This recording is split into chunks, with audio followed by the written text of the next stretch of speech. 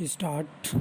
सबसे पहले मैं आपको माननीय अध्यक्ष महोदय को, उपाध्यक्ष महोदय को और सभापति जी एवं उन लोगों को जो यहाँ पर उपस्थित हैं, इस बात के लिए धन्यवाद देना चाहता हूँ, बधाई देना चाहता हूँ कि सरकार नदियों को प्रदूषण मुक्त करने के लिए एक समग्र महत्वाकांक्षी योजना शीघ्र लाने का विचार कर रही है।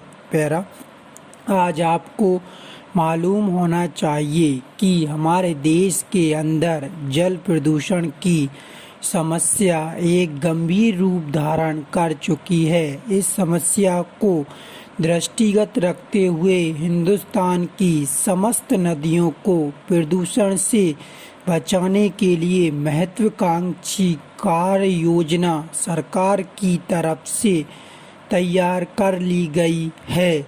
आज प्रातःकाल केंद्रीय मंत्रिमंडल तैयार की गई इस योजना पर अपनी सहमति देने के लिए विचार करने जा रहा है। मुझे आशा है कि कल तक इसको मंजूरी दे दी जाएगी।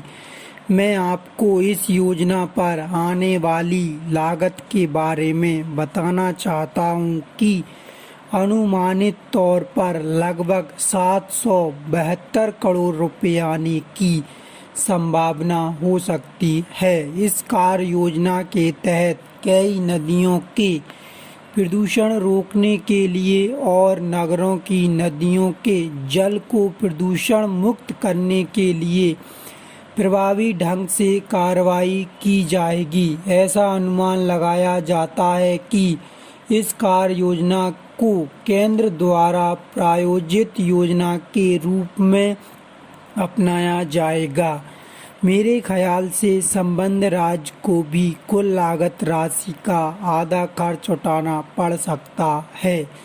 नदियों के संरक्षण की व्यापक कार्य योजना से यमुना, गंडक, कोसी, नर्मदा, कावेरी, घाघरा आदि नदियों को भी गंगा कार्य योजना से जोड़ दिया जाएगा। यह हमारे लिए प्रसन्नता की बात है कि सरकार ने इस पर अमल के लिए राष्ट्रीय प्राधिकरण और संचालन समिति गठित करने का भी फैसला किया है। मुझे विश्वास है कि प्रदूषण रहित जल उपलब्ध कराने वाली इस कार्य योजना के दूसरे तीसरे चरण के लिए भी गठित समिति द्वारा 235 करोड़ रुपए स्वीकृत कराए जाने का प्रयास किया जाएगा।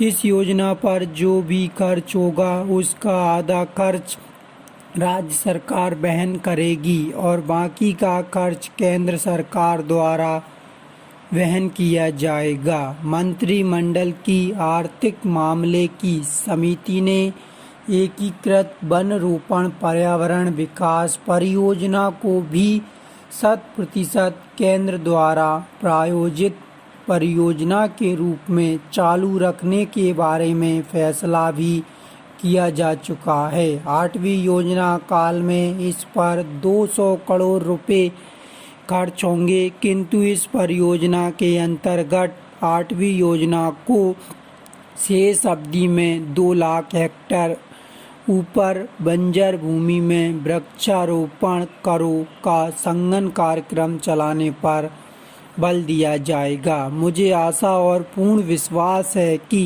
इस कार्य योजना अवधि के दौरान लगभग 80 लाख लोग जो कि बेरोजगारी के दौर से गुजर रहे हैं, उनको रोजगार मिलने की संभावना